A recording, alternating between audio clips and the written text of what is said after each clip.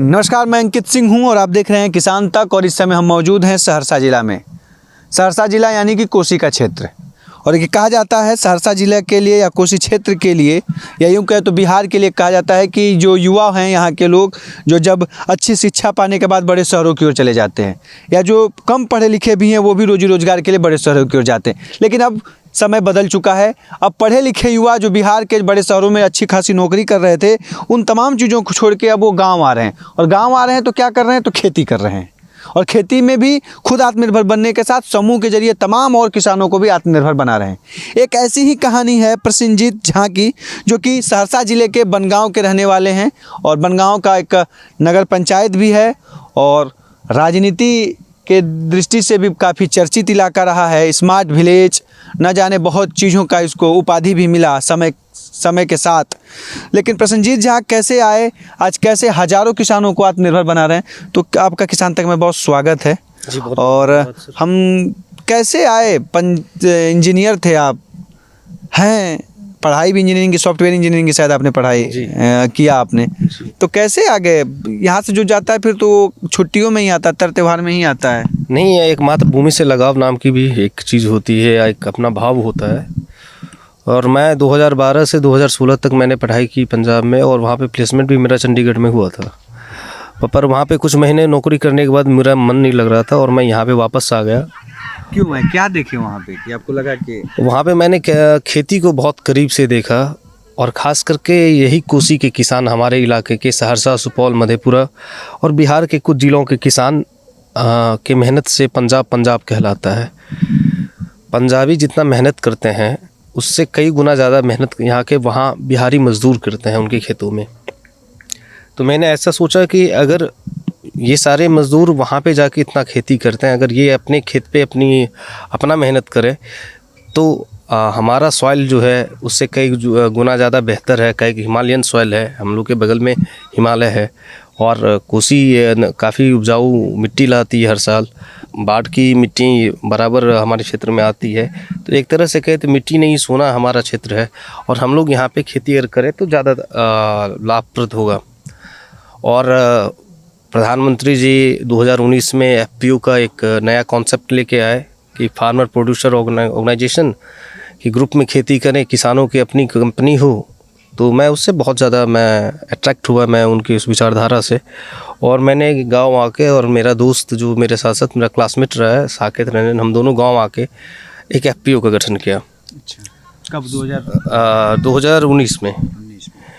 और उस साल या यूँ बताएं कि 2 साल तक हमारा मजाक बनता रहा कि अरे बीटेक करने के बाद आया है और उसके बाद फिर खेत में घूमता है, खेती के लिए बोलता है, मीटिंग करवाता है, ट्रेनिंग करवाता है। पर धीरे धीरे वो एक कहावत है कि मंजिलें तो मिल जाएंगी भटकते भटकते, ऐसी गुमराह वो हैं जो घर से निकले ही नहीं। तो हम लोग जब वहाँ पे शुरुआत किए तो हम लोग बस 2 आदमी थे। 2 से 10 हुए, 10 से 30 हुए, 100 हुए, और आज 3500 फार्मर फैमिली हम लोग के साथ साथ काम करती है।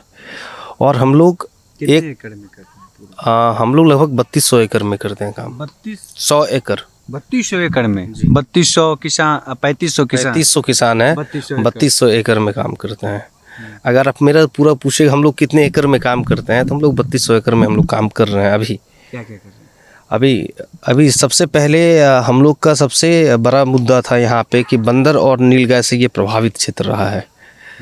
तो इसके लिए हम लोगों ने ICR से, Indian council of agriculture research से संपर्क किया, और अटारी के द्वारा हम लोगों को खस की खेती के लिए बढ़ावा दिया गया। हम लोग खस की खेती कर रहे हैं, और खस है कि 1 एकड़ में 7 से 8 लीटर निकल जाता है उसका ऑयल, और 1 लीटर ऑयल 20,000 रुपये तक में बिक जाता है। तो हमारे जो भी ऐसे खेत थे जिसमें बहुत ज़्यादा बाढ़ आता था या सुखाड़ आता था, या फिर बंदर और नीलगाय से जो भी प्रभावित क्षेत्र थे, वो खस से उसका निदान हो गया। हमने बगीचे में आम के, और हमारे लगभग 1200 एकड़ में बगीचे लगे हुए हैं। 1200 एकड़ बनगांव में लगभग बगीचा लगा हुआ है। और हम लोग लगभग 1200 एकड़ में लगभग हम लोगों ने 400 या 450 एकड़ को हम लोगों ने कवर किया है अभी, कि हम लोग बगीचे के साथ, बगीचे में आम या कटहल या फिर लीची के साथ साथ नीचे में हम लोग हल्दी की खेती कर रहे हैं, हम लोग ओल की खेती कर रहे हैं, हम लोग अदरक की खेती कर रहे हैं। कर रहे हैं क्या? हाँ, इसमें भी लगा हुआ है। अभी चूंकि अभी सर्दी ख़त्म हुई है, थोड़े दिनों के बाद जब एक बरसात आएगी तो सारे फिर उगाएंगे। इसमें ओल लगा हुआ है। इसके नीचे और लगा हुआ हाँ, है सारे सूरन, जिसको आप लोग कुछ लोग बोलते हैं। जी जी जी जी जी। और अभी है क्या कि हम लोगों ने अभी तक यहाँ पे मोटा चावल होता था, जिसमें हम लोगों ने कतरनी की खेती शुरू की। और कतरनी राइस पहली बार कोसी में हम लोगों ने किया, जो अब तक सिर्फ भागलपुर और मुंगेर के कुछ हिस्सों में होता था। तो अब कतरनी की खेती कोसी रीजन में भी हो रही है। मखाने का हम लोग का रकबा है, हम लोग लगभग 250 एकड़ में मखाना उत्पादन करते हैं। अच्छा, मखाना भी खेती कर रहे हैं? जी, अच्छा। 250 एकड़ में हम लोग का मखाना उत्पादन होता है। सरकार ने पिछले साल हम लोग के समूह को मधुमक्खी की योजनाओं से जोड़ा है, जो जैसा कि अभी आप देख के आए। हम लोग की जो ग्रुप की महिलाएं हैं वो मशरूम उत्पादन कर रही हैं और मशरूम से बने प्रोडक्ट भी तैयार कर रही हैं। उसके बाद हम लोग इन सबों के साथ साथ बर्ड्स पालन भी कर रहे हैं, जिसमें देसी मुर्गे हैं, फार्म के मुर्गे हैं और बहुत सारे बर्ड्स हैं जिनका हम लोग पालन कर रहे हैं। क्या नाम है आपका एफपीओ का? जी, मेरे एफपीओ का नाम मिथिलायम फार्मर प्रोड्यूसर कंपनी लिमिटेड है। और क्षेत्र का हमको लग रहा है बड़ा एफपीओ है, जिले का चाहे पूरे कोसी क्षेत्र का? पूरे कोसी का सबसे बड़ा एफपीओ है। पिछले साल बेस्ट एफपीओ का अवार्ड मिला था स्टेट लेवल में, और 2 बार मुझे बेस्ट फार्मर का अवार्ड मिला है बिहार सेक्रेटरी के द्वारा। लगता था कि ये जो इंजीनियर साहब वाले में मिलता है ये सब स्टेट लेवल संभव था? नहीं, वहाँ पे बस मैं एक इंजीनियर बन के रह जाता। हाँ, मैं कुछ पैसे कमा लेता तो सिर्फ अपने लिए कमा लेता, पर मैं एग्रीकल्चर करने के साथ साथ अभी एक समाज को एक सही दिशा भी प्रदान कर रहा हूँ और एक सस्टेनेबल फार्मिंग की तरफ जा रहा हूँ, जहाँ पे एक समेकित कृषि प्रणाली के साथ साथ एक समान विकास जो अनंत काल तक मिलता रहे, ऐसे दिशा में मैं काम कर रहा हूँ। और हमारा समूह, सिर्फ मैं कहना गलत होगा, मेरी पूरी टीम काम कर रही है इसके लिए। कोऑर्डिनेट आप कर रहे हैं पूरा? हाँ, कोऑर्डिनेट बेशक मैं कर रहा हूँ। तो कितना इनकम हो जा रहा है पूरा तमाम 3200 एकड़? एक बहुत बड़ा कहा जा सकता 100 एकड़ का कैलकुलेशन हम लोगों ने कभी नहीं निकाला। देखिए, एफपीओ का ऐसा है कि एफपीओ किसानों का एक समूह है जो किसान को इनपुट प्रदान करती है और किसानों कैसे उनको करते हैं, कैसे उनको डिस्ट्रीब्यूट करते हैं? जैसे कि हम हिस्सेदार रहता है, सबको बांट दिए? जी, मैंने सबसे पहले तो उन लोगों को अपना अपना वर्क डिवीज़न किया है कि किसका क्या काम होगा। तो लगभग 28 हमारे अलग अलग वर्क डिवीज़न किया है कि जैसे कोई कृषि यंत्र बैंक देखेगा, कोई मधुमक्खी देखेगा, कोई गाय का देखेगा, कोई इसका सब्जी का देखेगा, कोई मसाले का देखेगा, ऐसे ऐसे सबका है। अब एडमिनिस्ट्रेशन है तो उसमें एडमिनिस्ट्रेशन में भी 5 लोग हैं, कोई अकाउंट्स देख रहा है, कोई सोशल मीडिया भी देख रहा है, ये सारा चीज़ है। तो उसमें मेरा काम है कि मैं एज ए चेयरपर्सन मैं इस सारे को खुद से देखता हूँ और कंपनी का नेतृत्व करता हूँ, विभागीय योजनाओं से कंपनी को लिंक करता हूँ, ये मेरा काम है। और कंपनी का मतलब ये हुआ कि अगर एफपीओ है तो उसमें किसान है, और किसान को सरकार से जोड़ना, किसान को सरकार का लाभ दिलाना, किसान के उपज को एक अच्छे दाम में बेचना और किसान को सस्ते दर पे इनपुट प्रदान करना, यही है एक एफपीओ का काम। और उसमें जो थोड़ा बहुत जो बचता है वो एफपीओ अपने जो उसके कर्मचारी हैं उस कर्मचारी पे वहन करती है। जैसे कि तो मेरा एफपीओ हर महीने हम लोग लगभग 2.5 लाख, ऑफ सीजन में हम लोग 2.5 लाख तक मंथली हम लोग कमा रहे हैं, शुद्ध कमाई कर रहे हैं। हाँ, शुद्ध कमाई कर रहे हैं। और ऑन सीजन में 12 लाख 13 लाख भी हो जाता है महीने का। तो मतलब कहानी करोड़ों की है? कहानी करोड़ों की हो रही है। तो कितने किसानों का कितना एक एवरेज मान सकते हैं, कितना उनका नहीं, किसानों की आय मैं नहीं बता सकता आपको, काहे कि कोई किसान छोटा है, कोई किसान बड़ा है, तो वो एक पर मैं आपको ये बता सकता हूँ कि मोटे तौर पे कि उसकी लगभग उसका जो प्रधानमंत्री माननीय मोदी जी कहते हैं कि 2 गुना आमदनी होनी चाहिए किसानों की। हम लोग 2 गुना तो नहीं कर पाए हैं, पर 1.5 गुना तो हम लोगों ने कर दिया है। 1.5 गुना? हाँ, हम लोगों ने लागत कम कर दिया है। और उसका वो जो जैसे कोई किसान मोटा चावल उत्पादन करता था, उसको वो अगर 1 एकड़ में वो बहुत अधिक उपजाता था तो उसको 40 मन या 50 मन उत्पादन करता था। अभी वहाँ पे वो फाइन राइस लगा लिया है, अब वो वहाँ पे अगर 30 मन कर रहा है तो मोटे चावल का जो राइस है उससे 2 गुना 3 गुना अधिक राइस दाम है फाइन राइस का। और बाकी मेहनत सेम है, कॉस्ट सेम है, सब कुछ सेम है। सब कुछ सेम है। तो मतलब यही है पूरी कहानी, यही चल रहा है जर्नी जी।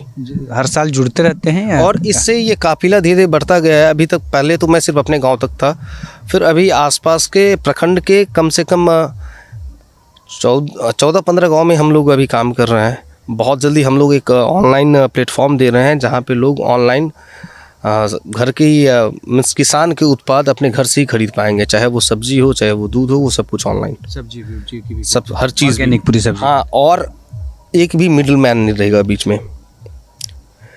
सबसे बड़ी सॉफ्टवेयर इंजीनियर है तो कुछ ना कुछ तो ऑनलाइन वाला मेरा सॉफ्टवेयर से शौक है, तो वो तो होना ही है। उसका कहीं ना कहीं यूज़ वो सही जगह पे करना है। तो यहाँ पे है क्या, अगर कोई गोभी अगर खेत से टूट के जाता है तो खेत वाले को 7 रुपया दिया जाता है।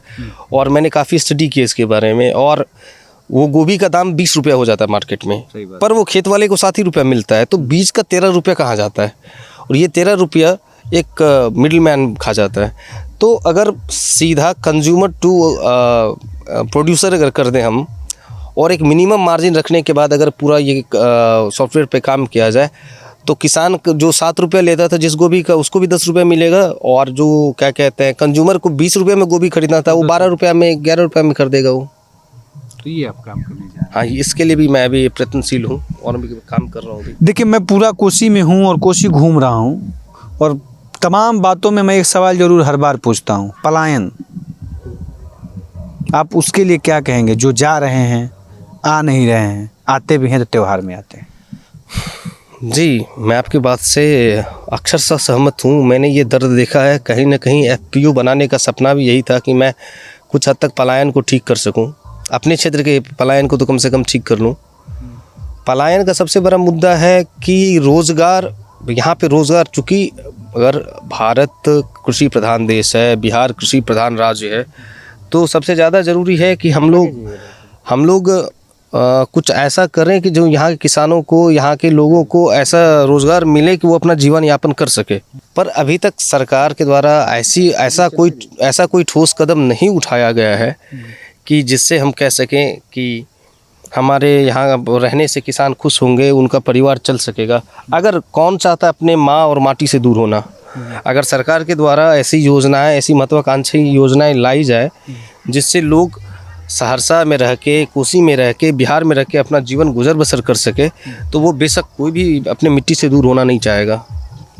मिट्टी से कोई दूर होना नहीं चाहता है, बल्कि सुविधाएं हों, और इस सुविधाएं सरकार के जरिए ही पूरी होंगी।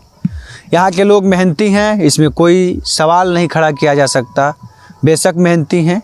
और जिस तरह से कोसी का क्षेत्र आप किसान तक पे लगातार वीडियो देखिए कि कैसी स्थितियां हैं, उसके बावजूद भी यहाँ के लोग डटे हुए हैं, काम कर रहे हैं, खेती में काम कर रहे हैं। और उसी में से एक उदाहरण प्रसेनजीत भी हैं। तो अब क्या है कि किसान तैयार हैं, थोड़ी सी सरकार को भी अपनी योजनाएं जो हैं, वो जो कार्य चल रहा है उस पर थोड़ा ध्यान देने की ज़रूरत होगी। क्योंकि कई बार सवाल रहा कि तमाम तरह की योजनाएं, समितियां बनी हैं, लेकिन उसकी जो रफ्तार काम करने की वो काफ़ी स्लो है। तो उस पर अब सरकार को ध्यान देना होगा। लेकिन प्रसेनजीत की जिस तरह से आज 3200 से अधिक कह सकते हैं, 3500 के आसपास किसानों को जोड़े हुए FPO के जरिए 3200 एकड़ का एक बहुत बड़ा प्लाट कह सकते हैं खेती का, तो ये इस कोसी क्षेत्र में वो इस चीज़ को, मुकाम को हासिल कर रहे हैं और उन किसानों को फिर से खेती में जोड़ रहे हैं जो ये मानते थे कि खेती में तो कुछ नहीं के रखल। तो वो वाली चीज़ अब नहीं है। खेती को तरीके से करिएगा तो बहुत कुछ कमाइएगा, और इस चीज़ को सफल कर रहे हैं प्रसेनजीत। नमस्कार। अगर ये वीडियो आपको पसंद आया है तो इसे लाइक ज़रूर करें। अगर चैनल अभी तक सब्सक्राइब नहीं किया है तो कर लें, और नोटिफिकेशन पाने के लिए बेल आइकन भी दबा दें।